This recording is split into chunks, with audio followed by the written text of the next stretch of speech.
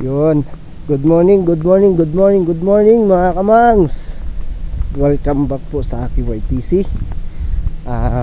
Pupunta po tayo ngayon ng tabing dagat at bibili po ako ng sariwang isda.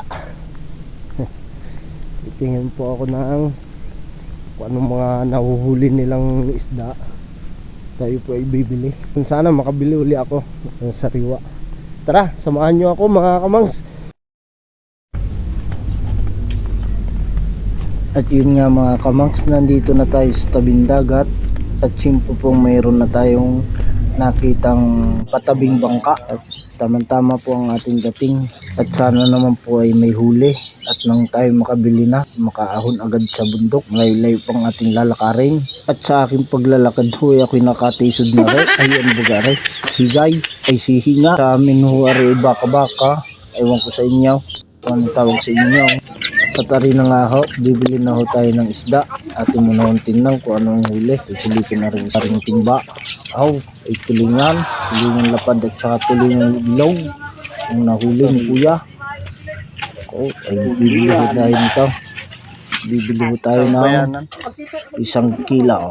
Abay tayo huy makikiagaw-agaw na at maraming nakapila. Ay ari pusay. Saka tulingan. Yung pinili na ni ate ang bilog. Yung dinakot na. Pili ng bilog. Iwan ng lapad. Ay ako ate mauubusan. Ay ako nauna sa pila. Aba ay babagyan. Mahili ka. Yung bigyan ng 1 kilo. Yun mga kamangs, meron pa raw silang ulo ng gulyasan at ating bibilhin. Ayan, nabili natin tulingan at saka ulo ng gulyasan. Wow naman! Wow! 100 ang ulo ng gulyasan at saka 220 naman sa tulinganan. At yung mga kamangs, tayo nakabili na. At tayo naman ngayon ay aahon na uli sa bundok.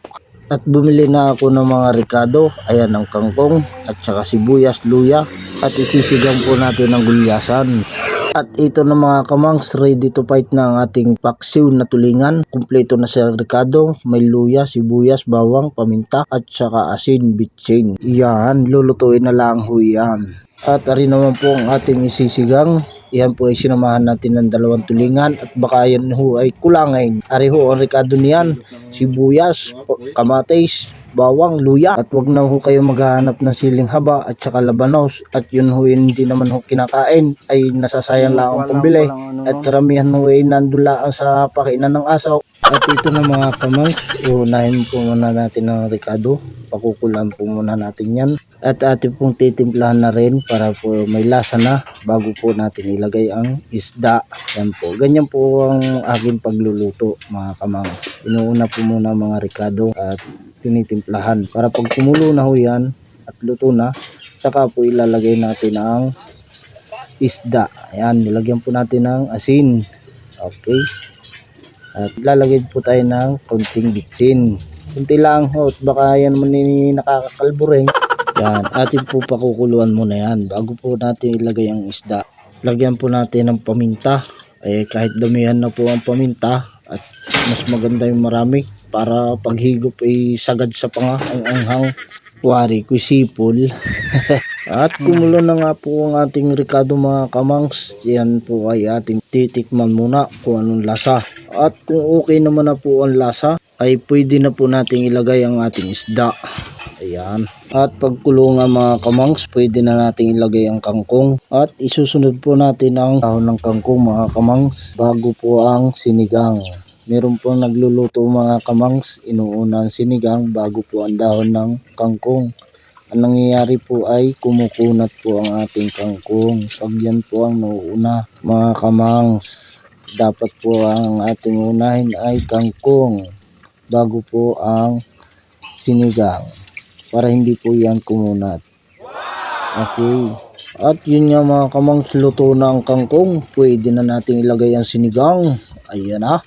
Matik na po yan. Alam nyo na po kung anong kasunod niyan. Haha, kainan na po ang sunod niyan. Aba, ay ako hindi na nagpagaw. Ay talaga ako'y kumuha na ng sabaw. Ayan. At mahigop-higop man laang. Habang mainit-init pa. Sarap ng sabaw. Ito na nga po mga kamangs, tayo po ay kumain na. Maraming salamat po sa pagkain, Lord. Ito na po. Unang higop, sabaw lahat. Wow, swabe mga kamangs. Talagang masarap ang sinigang. Malasa ang sariwang isda. Talagang namnam na namnam. Aray, utay-utay na. Kaunay ka mo mga kamangs. Kaunay mga kabisaya. Kaon anay kamaw.